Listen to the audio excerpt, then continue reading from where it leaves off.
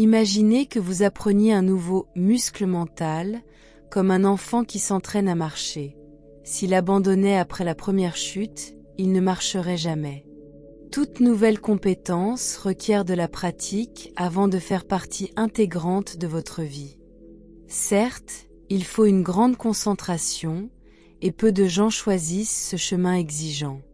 Pour ma part, je n'aime pas considérer cela comme un dur labeur, mais plutôt comme une découverte passionnante. Le processus d'apprentissage est toujours le même, quel que soit le domaine concerné. Que vous appreniez à conduire, à taper au clavier, à jouer au tennis ou à penser de façon positive, vous passerez d'abord par la confusion et l'erreur, tandis que votre esprit progresse par essai et tâtonnement. Mais plus vous revenez à votre pratique, plus c'est facile et naturel. Le premier jour ne sera pas parfait, mais vous ferez de votre mieux, et c'est déjà un excellent départ. Répétez-vous souvent, je fais de mon mieux. Soutenez-vous sans relâche. Je me souviens très bien de ma toute première conférence. À peine descendue de l'estrade, je me suis dit, Louise, c'était génial, impressionnant pour une première fois. Fais ça 5 ou 6 fois, et tu deviendras une pro. 2 heures plus tard, j'ai reconnu certaines choses à améliorer, tu peux ajuster ceci, peaufiner cela. Mais je refusais de me critiquer durement. Si j'étais descendue de l'estrade en me traitant de « nul », en soulignant toutes mes erreurs, j'aurais redouté la deuxième conférence. En réalité, celle-ci s'est mieux déroulée que la première. Et vers la 6e, je me sentais professionnelle. Avant de commencer à écrire, j'ai acheté un ordinateur, je l'appelais mon magicien. C'était une expérience totalement nouvelle pour moi, et j'ai découvert à quel point apprendre l'informatique ressemble à l'apprentissage des lois spirituelles. Quand j'ai assimilé les règles de l'ordinateur, il a effectivement produit des miracles pour moi. Par contre, si je n'appliquais pas ces principes à la lettre, rien ne fonctionnait ou tout se bloquait. L'ordinateur ne faisait aucun compromis, peu importe mes émotions. Il attendait patiemment que j'apprenne ses lois. Ensuite, il m'a offert la magie. Avec de la pratique, on y arrive. C'est le même principe pour ce que vous apprenez maintenant. Il s'agit de maîtriser les lois spirituelles et de les suivre avec détermination, au lieu de vouloir les forcer à s'adapter à nos anciens schémas. Il faut adopter un nouveau langage et le respecter, alors la magie se révèle. Plus vous renforcerez cette nouvelle façon d'apprendre, mieux ce sera. Je vous encourage à exprimer votre gratitude, à pratiquer des affirmations, à méditer, à savourer vos exercices quotidiens et à vous nourrir correctement. Laissez-vous le temps de siroter vos affirmations, de faire des exercices de relaxation, de vous projeter mentalement dans vos visualisations. Voici comment se déroule ma journée. Dès le réveil, mes premières pensées sont des remerciements pour tout ce que j'ai déjà. Après ma douche, je médite et je récite des affirmations pendant environ une demi-heure, puis je prie. Je prends ensuite 15 minutes pour faire un peu d'exercice physique. En général, je saute sur un trampoline ou je suis une séance d'entraînement à la télévision vers 6 heures du matin.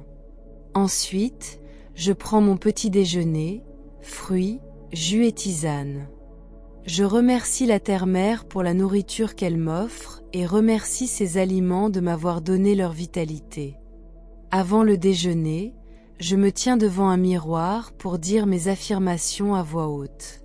Parfois, je chantonne « Louise, tu es merveilleuse et je t'aime. C'est l'une des plus belles journées de ta vie. Tout ce qui arrive, arrive pour le meilleur. Tout ce que tu dois savoir t'est déjà révélé. Tout ce qu'il te faut viendra à toi.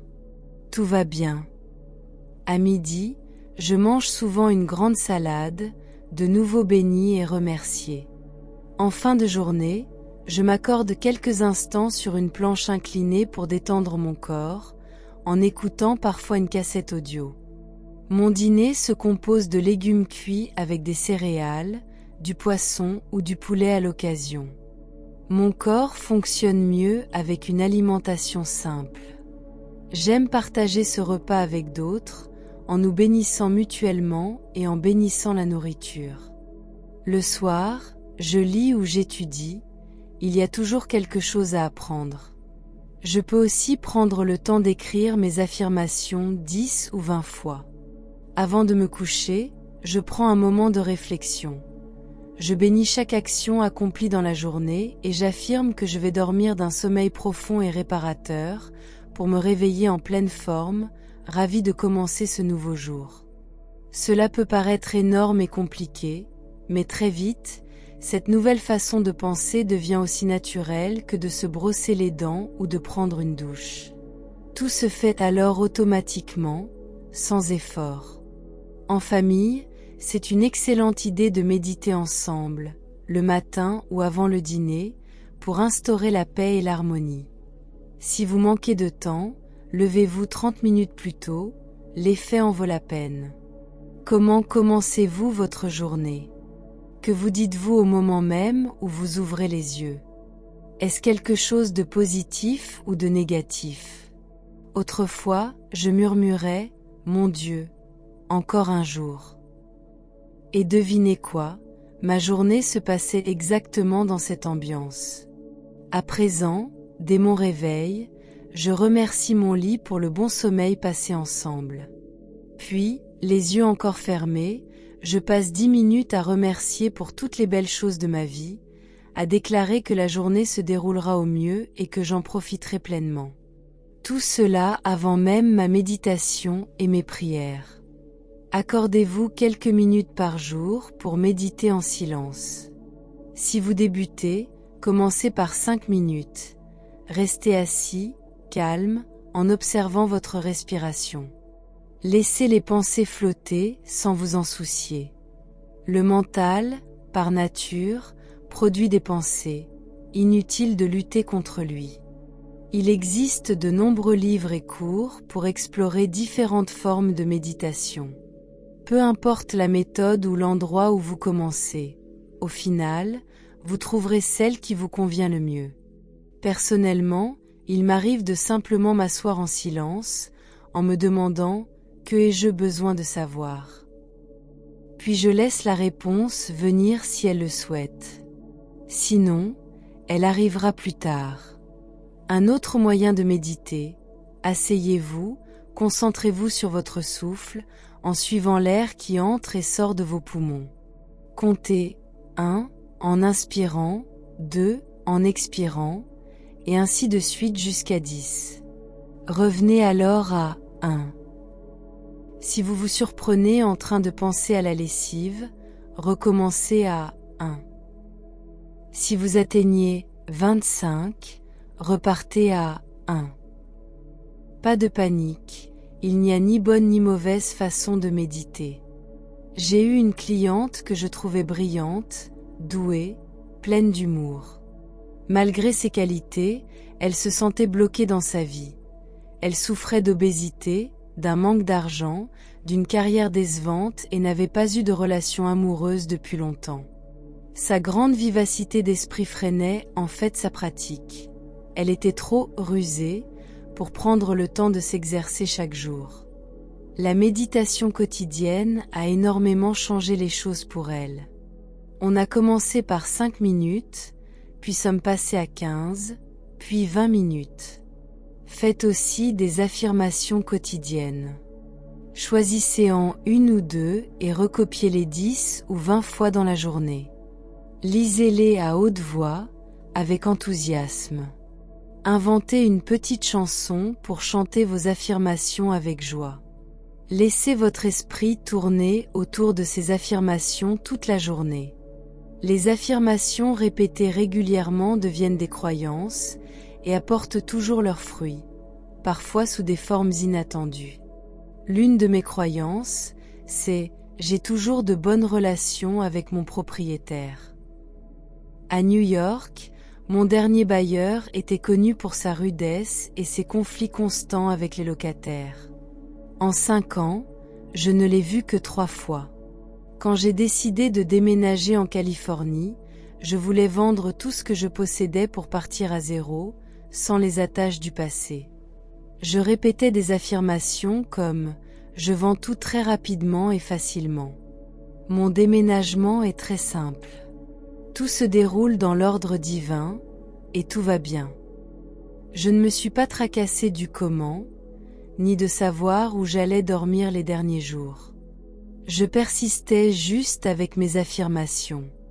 Mes clients et étudiants ont acheté la plupart de mes biens, y compris mes meubles et presque tous mes livres.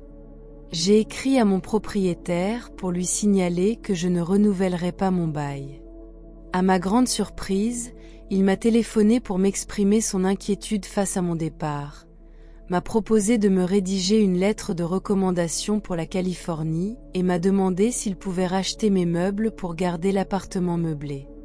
Ainsi, la conscience supérieure a réuni 2 convictions: j'ai toujours de bonnes relations avec mon propriétaire et je vends tout rapidement. Au grand étonnement des autres locataires, j'ai pu dormir dans mon lit jusqu'au dernier moment, avec un appartement parfaitement équipé, avant de partir avec juste quelques vêtements, un extracteur de jus, un mixeur, un sèche-cheveux, une machine à écrire, et un chèque substantiel en poche. Puis je suis montée tranquillement dans un train pour Los Angeles. Le secret, c'est la pratique. Tout ce que vous apprenez, toutes les compétences que vous souhaitez acquérir, nécessitent de l'entraînement. Merci d'avoir regardé, les amis. J'espère que cette vidéo vous a plu. N'oubliez pas de mettre un j'aime et de vous abonner à la chaîne. On adorerait connaître votre avis dans les commentaires. Avec amour.